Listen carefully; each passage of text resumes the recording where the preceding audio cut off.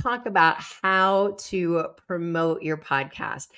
We talked before about this one to many content model, and it's one of the reasons why I love podcasting so much because you can take one piece of content, which is your podcast, and then you can put it into all these different places with just, again, that one piece of content. So, with one really big effort of creating a podcast, you have a number of different things. So you've got a video that you can add to your YouTube channel. You have an audio podcast that you can add to all the podcasting places. You have a video that you can add to your blog. And depending on how your blog is set up, you may be able to either connect to your YouTube video, or you might be able to upload the video directly. Just kind of depends on where your blog is set up. But having it on your blog is great because Google loves that. They love when you update your website, and especially if you have it keyword loaded. We're going to talk about how to do that here in a minute. You can also have social media content. I take most of my podcasts either that I'm on as a guest or that I record for my podcasts, and I make at least 2, if not 4, up to 4 reels out of every single one. So there's 4 days worth of social media content just from this podcast.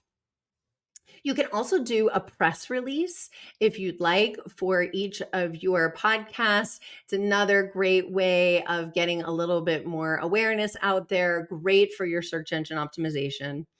And then finally, you can utilize your email marketing and use this as a way to reach out to your list and tell them what's new in your world and tell them, how you are helping them through your podcast.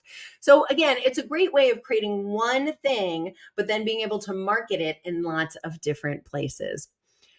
So I've put together this checklist for you of all the things you need to do once you've recorded things. And so let me walk you through each of these steps. If you follow each of these steps, you're going to be able to completely utilize this one to many content model. So the first thing you're going to want to do after you've recorded is you're going to want to edit your podcast.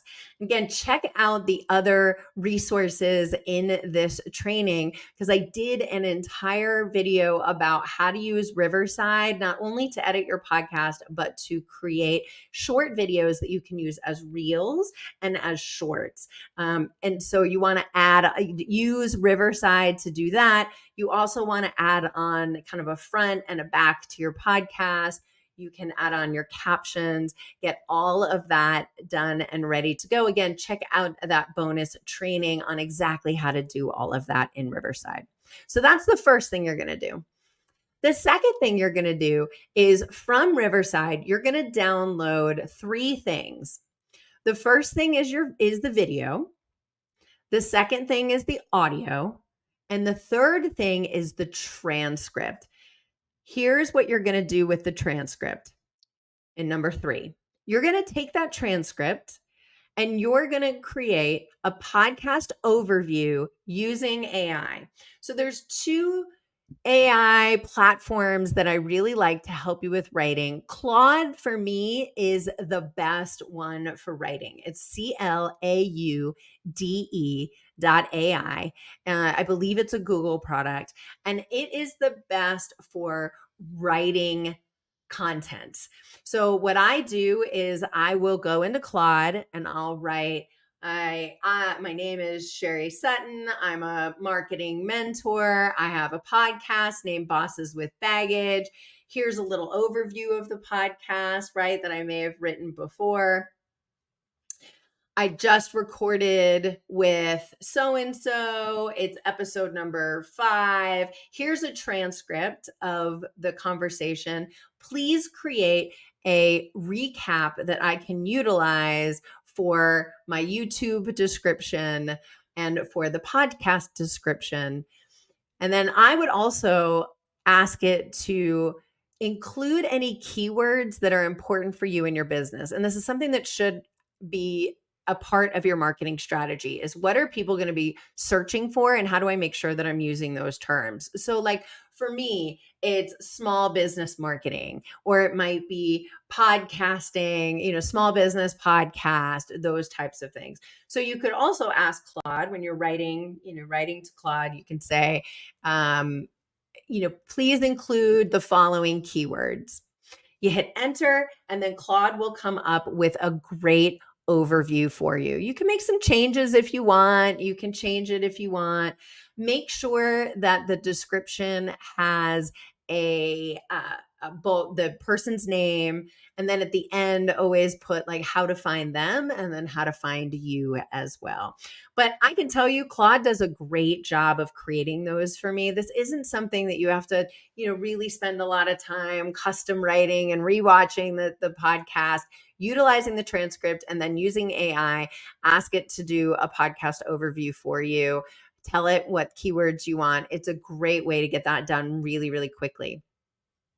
Then what you can do is you can also ask it to write you an email to your existing audience that tells them about the podcast. And now you have your email ready to go as well. So, all right. So now you're on number 3. You've used the transcript along with AI. Again, Claude is a great one. ChatGPT is another one. It doesn't write as well, frankly, as Claude. So you've done that. Now, on to number 4. You want to take the audio file that you downloaded in Riverside and you're going to upload it to Acast or Buzzsprout with the description that Claude wrote for you. And again, very easy. You can watch a quick tutorial on how to do it. It's pretty self-explanatory how to do that. And now it's out on all the podcasting places. You can also do that and then set it for a date in the future. Let's say you record a podcast today, but it's not going to launch until October. You can upload it anyway, say launch it on this day. Number 5, you're going to upload the video file into your YouTube channel with that same exact description that you had Claude write for you. So now you're going to go over to YouTube. You're going to upload the video. Again, use the description. You can choose a thumbnail in YouTube. It's a very easy way of, I find YouTube very easy to upload things to. One of the other things you can do is, again, if you're not going to launch your podcast for another couple weeks, you can still upload it to YouTube with your description and then just set the date when you want it to go live. Number 6, you're going to want to upload the video and description to your blog. So this can either be, again, some websites allow you to upload the video itself. Some won't because they just don't have the server power to do it. And so they might allow you to actually just link to your YouTube page or even embed the actual YouTube video inside of the blog. That seems to be the most common way to do it. Just depends on your website. But go ahead and put that on your blog. Again, using that same content that you used in that was created for you with AI, with Claude, that you used for the podcast description on Acast, you use that same one for YouTube, and you use that same one for your blog. All right, now number 7, you're going to use Riverside to create 1-minute videos of key moments during the podcast. Okay, so what you're going to want to do is when you're recording in Riverside, and when you watch the Riverside recording, you'll see exactly how to do this.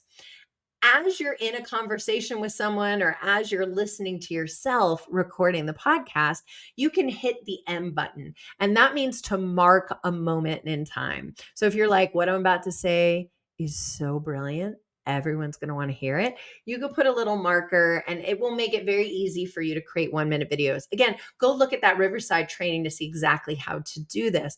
But what you want to do is take that same content, right? Your podcast recording, and you want to create little 1-minute videos from it. You can use those in lots of different places, and we'll talk about that here in a minute. But go in and create as many 1-minute videos as you can. For each podcast, I like to create, again, at least 2 at the minimum, often 4 1-minute videos, because you can use those for your social media. So what you want to do is 2 things. First, you want to save the video so you can use it later. And the second thing you want to do is save the transcript of just that short video. Here's why. Because now when we go to number 8, you're going to go back to Claude, which is your AI, and you're going to put in the transcript, and you're going to say, here is a transcript of a podcast that I recently did on my podcast called Bosses with Baggage. I'm going to use this clip for social media. Can you please write me a caption appropriate for social media? And then it will write a caption for you. Now you have a video and the caption ready to go. So let's go to number 9. Now you have these short videos that you can use on any of your social channels. You can use them, or all of them. You can use it for TikTok, Facebook, Instagram, and YouTube Shorts, and any other X, any of the places where you post for social media. So now you've got these pre-created videos and the caption that goes with it. Again, all that came from this one podcast. So that's number 9. And I like to do them, again, I try to do anywhere from 2 to 4 videos per podcast. And then I won't do them every day. I'll do them like twice a week for a couple weeks, drive people back to watch the full podcast. It's again, a very easy way to create social posts for something, with something content that you've already created. Okay, let's move on to number 10. So now what you can do is you're going to go back to Claude and you're going to say, hey, Claude, can you take the podcast overview that you did before and create a press release from it? And it will write you a specific press release for it. When we could talk more in a separate training about how to do this, I just wanted to put the bug in your ear that you can use it to create a press release. And then you want to find a wiring service to send that out on. I use EIN Presswire. It's EIN Presswire. You can send those out for about $100 or create a package of them. This is something that not everyone does and is definitely an optional add-on, but it's a great way for you to maybe get a little bit of extra press, a little bit of extra SEO juice, as it were. And so again, using AI as a way to create that content for you. You upload it into EIN Newswire, and it will be sent out to all of the newspapers and magazines that subscribe to that Newswire. If you have any other questions, let me know. We can set up a separate session to teach you exactly how to do that. So that's number 10. And then number 11 is you can then go back to Claude and you can say, hey, create me an email. I think we already did that. You could do it then. You could do it now. Create me an email to my existing customer base, telling them about the podcast. It will write that email for you. You go into your email system and you send that out to your base. Sending them to, you can either send them to, I like to send people to my YouTube channel first, because I've got a lot of other things that I do on my YouTube channel. And so I want to increase subscribers there. So I usually have that as the link at the bottom of the page for my email, but you can choose to do, whatever you want. You could send them to Apple Podcasts or Spotify, whatever's best for you. So now in just 11 steps, you've taken one piece of content, that one podcast, and you've created a YouTube channel. You've put yourself out on all the podcasting networks. You've got yourself on your blog. So now Google and all of the other search engines are learning more about you. You've got social media content, hopefully for a couple days. You have a press release, which is going to allow you to get even more backlinks for search engine optimization. You've got email marketing to your existing base, all from that one podcast. And this is my favorite way of creating lots of content in a one to many content model. Now that you've created all of these different marketing materials, you want to make sure that you're tracking what's happening, right? So I always recommend that you take some time once a month, once a quarter. I would do it every month, but worst case, once a quarter, and really look at the metrics and see how things are going, right? You don't know. Sometimes we think things are going to work and they don't, or sometimes we think something won't work and it works. And so it's good to go and actually look at the data so you know exactly what's working and what isn't. And so the three things that I would always track are I would look at your podcast downloads and reviews, and you'll be able to get those from Buzzsprout or from Acast. You can look at your YouTube watches and likes so you can see how many people are watching it, how many people are liking it, commenting, how is it doing on YouTube? And three, how are your social media posts about the podcast doing? Are they getting traction? Are people engaging with it? If not, what can you learn from that? And just looking at these, and it's going to take a little bit for you to create some momentum, and that's okay. But watching these metrics, learning what you can from them, and adjusting accordingly is going to be essential to your long term success as a podcaster.